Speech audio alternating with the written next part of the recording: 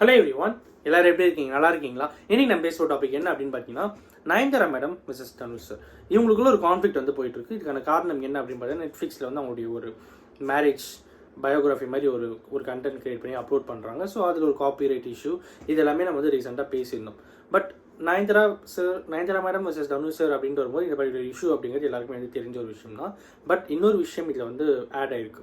அது என்ன அப்படின்னு பார்த்தீங்கன்னா, தனுஷ் சார் நோட்டீஸ் கொடுக்கறதுக்கு முன்னாடியே வேற ஒருத்தர் வந்து நோட்டீஸ் கொடுத்துருக்காங்க.